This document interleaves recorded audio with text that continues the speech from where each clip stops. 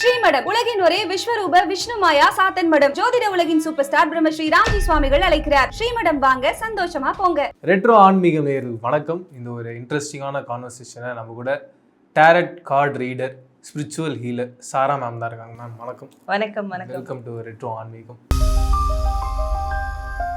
இப்போ லைஃப்பில் எல்லாருமே பிறக்கிறோம், நம்ம ஒரு வேலையை ஒன்று பண்ணிக்கிட்டு இருக்கோம். ஒரு சில பேர் என்ன சொல்கிறாங்கன்னா, நீங்கள் இந்த தேதியில் பிறந்தீங்கன்னா உங்கள் கேரக்டர் இப்படி இருக்கும், நீங்கள் இந்த டைமில் பிறந்தீங்கன்னா இந்த கேரக்டர் எப்படி இருக்கும்னு சொல்லிட்டு ஒருத்தர் ஒன்று சொல்கிறாங்க.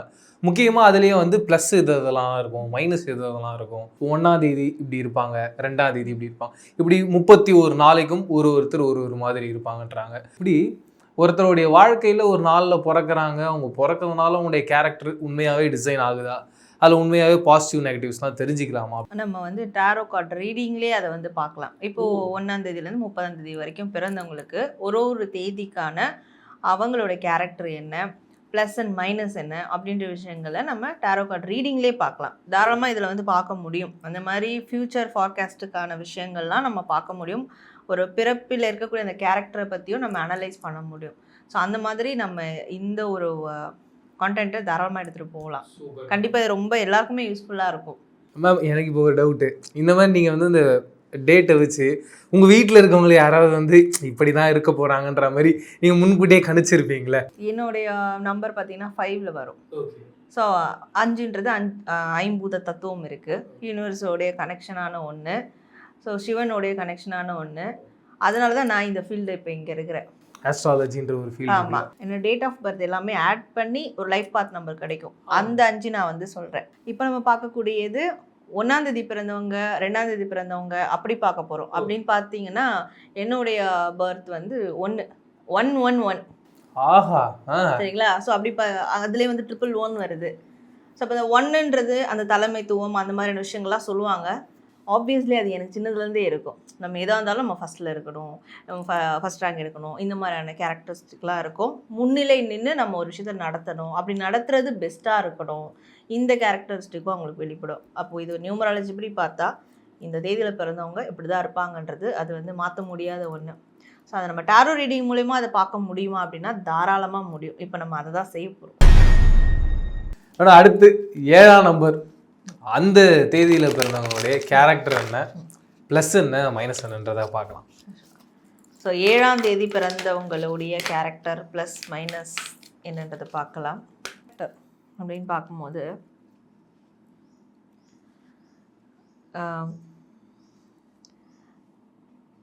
ரொம்ப எப்படி சொல்கிறது, அந்த சூசைடல் தாட்லாம் வரும்னு சொல்லுவாங்க இல்லையா, அதுதான் அந்த மாதிரியே யோசிச்சுட்டு இருப்பாங்க, எக்ஸ்ட்ரீமாக யோசிப்பாங்க. எல்லா பிரச்சனையும் நம்மக்கிட்ட தான் வருது, எல்லா பிரச்சனையும் நம்மளுக்காக தான் உருவாக்கப்பட்டிருக்கு. இந்த மாதிரி மண்டையில் அந்த டென்ஷனை ஏற்றிப்பாங்க, சும்மாவே டென்ஷன் ஏற்றிப்பாங்க. அந்த கேரக்டர் அவங்களுக்கு கண்டிப்பாக இருக்கும். ஆனால் என்னதான் அவங்க உண்மையாகவே அந்த மாதிரியெல்லாம் பாதிப்புகள் இருந்தாலும், வாழ்க்கையில் மிகப்பெரிய ஒரு பாதாளத்துக்கு போயிட்டு வந்தாலும் ஆனால் மறுபடியும் மீண்டு வருவாங்க. அந்த கேரக்டரும் அவங்கக்கிட்ட இருக்குது கண்டிப்பாக. ஆனால் நிறைய டைம் இவங்களே பிரச்சனை இழுத்து உள்ளே போட்டுக்கிற மாதிரி தான் இருக்கும். ஆமாம், சில டைம் அது எப்போ எப்படி இருந்தாலும் அதை அவங்க மேனிஃபெஸ்ட் பண்ணிக்கிட்டே இருக்காங்க இல்லையா. எனக்கு ஏதோ கெட்டது நடக்குது, ஏதோ என்னவோ ஆயிடுச்சு, என்னவோ பண்ணுது, இது மேனிஃபெஸ்ட் பண்ணுறதால அது என்னைக்கு அதில் ஒரு நாள் அது நடக்க தான் செய்யும் இல்லையா. ஆனால் அப்படி நடந்தாலும் அதுலேருந்து மீண்டு வர்றதுக்கான விஷயங்களும் பண்ணுவாங்க. அந்த மனதைரியம் இருக்கக்கூடியவங்களா இருப்பாங்க. அவங்களோட கேரக்டர் அப்படி தான் இருக்கும் கண்டிப்பாக. இப்படியே டவுனில் அதில் பாதாளத்துக்கு போவாங்க, அப்புறம் திடீர்னு அப்படியே வானத்து உச்சிக்கு போவாங்க. இது ரேண்டமாக போகிற மாதிரி இருக்கும் அவங்களோட கேரக்டர். ஆனால் இப்போது இந்த 7ஆம் தேதி பிறந்தவங்களுடைய ப்ளஸ் என்னன்றதை பார்த்தலாம். ஸோ இவங்களுடைய ப்ளஸ் அப்படின்னு பார்க்கும்போது நம்ம ஆல்ரெடி பார்த்ததே தான் வருது. இவங்களோட ப்ளஸ் இமோஷ்னலி ஒரு விஷயத்துலேருந்து இதுவும் கடந்து போகும்னு ஈஸியாக குயிக்காக வருவாங்க. ஓகே, மற்றவங்களால அது வர முடியாது, டைம் எடுக்கும். இல்லை அதுலேயே முழுகி போகிறவங்களும் இருக்கிறாங்க.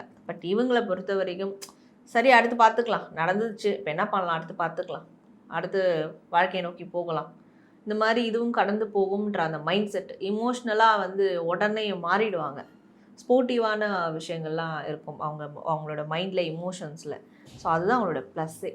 Super madam. இப்போ இந்த 7ஆம் நம்பர் பிறந்தவங்களுடைய மைனஸ் என்ன மேடம்?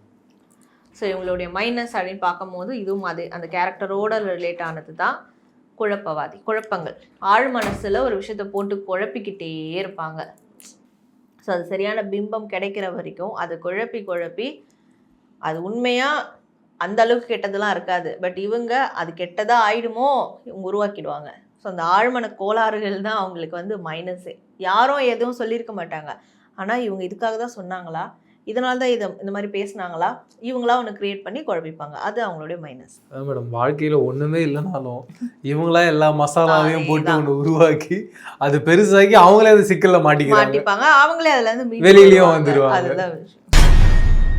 மேடம் இப்போ 8ஆம் நம்பர் அந்த தேதியில் பிறந்தவங்களுடைய கேரக்டர் என்னவா இருக்க போகுது, அவங்க லைஃப்பில் நடக்கிற அந்த ப்ளஸ் அண்ட் மைனஸஸாக என்ன இருக்க போகுதுன்றதை பார்க்கலாம். ஸோ 8ஆம் தேதி பிறந்தவங்களுடைய character and plus and minus எப்படி இருக்கும், என்னவா இருக்க போகுது அப்படின்றத பார்க்கலாம். ஸோ 8ஆம் தேதி பிறந்தவங்களுடைய கேரக்டர் எப்படி இருக்கும் அப்படின்னா, கொடையாளியாக இருப்பாங்க. நானும் நல்லா இருக்கணும், நானும் செல்வ வளமோட வாழணும், 16 செல்வம் எனக்கு கிடச்சி நானும் அந்த மாதிரி ஒரு சொகுசான வாழ்க்கை வாழணும்.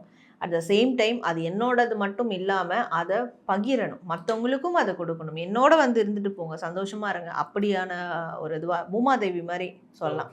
எப்படி எல்லா பிள்ளைகளும் தாங்குது, என் மேலே என்ன வேணால் பண்ணிக்கோங்க, என்ன வேணால் கட்டிக்கோங்க, நீங்கள் சந்தோஷமாக இருங்க, அந்த மாதிரி பூமாதேவி மாதிரியான ஒரு கேரக்டர் இவங்க கண்டிப்பாக இருப்பாங்க. பணம் பிரதானம். ஸோ அந்த மகாலட்சுமி வந்து விட்டு கொடுக்கவே மாட்டாங்க, ஏன்னா அவங்களும் நல்லா இருக்கணும், அதனால மற்றவங்களும் நல்லா இருக்கணும். ஸோ ஒரு சொகுசான வாழ்க்கை வந்து தேடுவாங்க. அண்ட் இயற்கை விரும்பியாக இருப்பாங்க. ஒரு 50 வயசுக்கு மேலே இல்லை 40 வயசுக்கு மேலே, சில பேர் 30 வயசுக்கு மேலேயே நான் வந்து ஒரு இடத்த வாங்கி போட்டு விவசாயம் பண்ணிட்டு அப்படியே ஜாலியாக லைஃப் எனக்கு பிடிச்சதெல்லாம் வச்சுட்டு இயற்கையோட இருக்கேன், அந்த மாதிரி ஒரு கேரக்டர் இருப்பாங்க. Okay madam. மேடம் இப்போ இந்த 8ஆம் தேதி பிறந்தவங்களுடைய ப்ளஸ் என்னவா இருக்க போகுது? ஸோ இவங்களுடைய ப்ளஸ் அப்படின்னு பார்த்தா கடின உழைப்பு, நுணுக்கமான உழைப்பு. கடின உழைப்புக்கும் நுணுக்கமான உழைப்புக்கும் நிறைய வித்தியாசங்கள் இருக்குது கண்டிப்பாக. ஸோ அந்த நுணுக்கத்தை பார்ப்பாங்க. என்ன ஃபீல்டில் இருந்தாலும் அதில் நான் தான் டாப் மோஸ்ட்டாக இருக்கணும், நான் தான் நுணுக்கமான விஷயங்களை பண்ணணும், என்ன தேடி வரணும், யூனிக்காக இருக்கணும் அப்படின்னு நினைப்பாங்க. அதனுடைய உழைப்பும் அவங்க போடுவாங்க. இந்த வேலையில் கில்லாடி நிறைய ப்ரொஃபஷனலிஸ்டாக இருப்பாங்க, எக்ஸ்பர்ட்டாக இருப்பாங்க இதில் இருக்கக்கூடியவங்கள இந்த நம்பரில். அதுதான் அவங்களுடைய ப்ளஸ். அண்டு இந்த 8ஆம் தேதி பிறந்தவங்களுடைய மைனஸ் என்ன மேடம் இருக்கும்? ஸோ இவங்களோட மைனஸ் அப்படின்னு பார்க்கும்போது முன்ன பின்ன தெரியாத விஷயத்தில் மூக்க நுழைக்கிறது, அது கண்டிப்பாக மைனஸ்.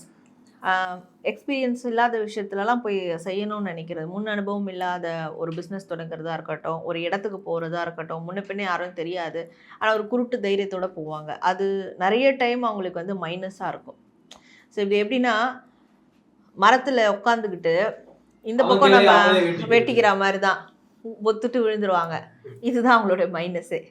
ஸோ அந்த மாதிரியான விஷயங்கள் தவிர்த்துக்கிட்டா இன்னும் நிறைய விஷயங்கள் ஜெயிக்கலாம். மொத்தத்தில் 8ஆம் நம்பர் நண்பர்களே, ஒரு பாலுங்கணத்தில் போய் விழுந்துட்டு அதுக்கப்புறம் ஆழமாக இருக்குன்னு தவிக்காதீங்க, தெரிஞ்ச ஸ்விம்மிங் ஃபுல்லாக ஒரு 4 அடியில் போய் என்ஜாய் பண்ணுங்க அப்படின்றத சொல்கிறாங்க மேடம். நம்ம அடுத்து 9ஆம் நம்பர், அவங்களுடைய லைஃப்பில் அவங்க கேரக்டராக எப்படி இருப்பாங்க, அவங்களுடைய லைஃப்பில் என்ன ப்ளஸ் இருக்குது மைனஸ் இருக்குன்றதை பார்க்கலாம் மேடம். கண்டிப்பாக. ஸோ 9ஆம் நம்பர் பிறந்தவங்களுடைய கேரக்டர் ப்ளஸ் மைனஸ் என்ன அப்படின்ட்டு பார்க்கலாம். ஸோ இவங்களுடைய கேரக்டர் ஃபஸ்ட்டு எப்படி இருக்கும் அப்படின்னா, பாசிட்டிவ் திங்கர். நல்லதையே கேட்போம், நல்லதையே பேசுவோம், நல்லதையே நினைப்போம், நல்லதே செய்வோம், இப்படி தான் இருப்பாங்க. அவ்வளோதான், இப்படி தான் போயிட்டுருப்பாங்க. ரொம்ப இதில் கெட்டவங்களாக இருக்க மாட்டாங்க. ஸோ எதாக இருந்தாலும் நல்லதே செய்வோம், முடிவில் எல்லாம் நன்மையாக நடக்கணும், அதை வந்து அவங்க யோசிப்பாங்க. ஒரு விஷயம் குறுக்கு வழியில் போக மாட்டாங்க, ஏன்னா குறுக்கு வழியில் போனால் அதனுடைய முடிவு கெட்டதாக இருக்கும்ன்றது அவங்களுக்கு தெரியும். அப்போ அதை சூஸ் பண்ண மாட்டாங்க. லாங்காக இருந்தாலும் பரவாயில்ல, நீண்ட தூரமாக இருந்தாலும் பரவாயில்ல, ஆனால் முடிவு நல்லதாக இருக்கணும் அப்படின்றது. என் வாழ்க்கை ஒரு வட்டம்ன்றது சொல்லுவாங்க இல்லையா, அதான் இந்த கேரக்டர் அப்படி இருக்கும். என்ன பெருசாக நான் ஜெயிச்சிட்டேன், இன்றைக்கி நான் ஜெயிச்சிருக்கேன், நாளைக்கு அது வேறு யாரும் தட்டி பறிச்சுட்டு போகலாம். என்ன நான் தோற்று போயிட்டேன், அடுத்த நாள் என்னால் ஜெயிக்க முடியும். இப்படி விஷயங்கள் மாறி மாறி யோசிக்கக்கூடிய ஒரு தன்மையில் இருப்பாங்க.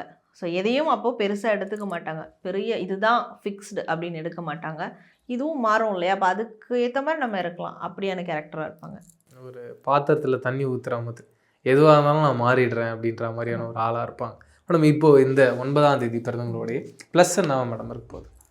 ஸோ இவங்களுடைய ப்ளஸ் அப்படின்னு பார்க்கும்போது எதை பற்றியும் பின்னாடி திரும்பி பார்க்க மாட்டாங்க. அதாவது கெட்ட விஷயங்கள், துரோகங்கள், ஏமாற்றங்கள், தோல்விகள் இதெல்லாம் திரும்பிலாம் பார்க்க மாட்டாங்க.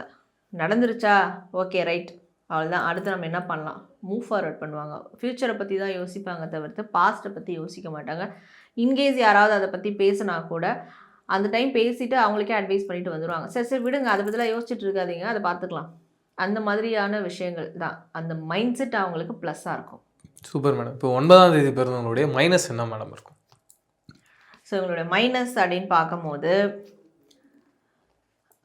ஆன்மீக ரீதியான விஷயங்கள் நம்ம எடுத்துக்கலாம். அது வந்து ஆரம்பிக்காமல் கூட நிறைய பேர் இருப்பாங்க.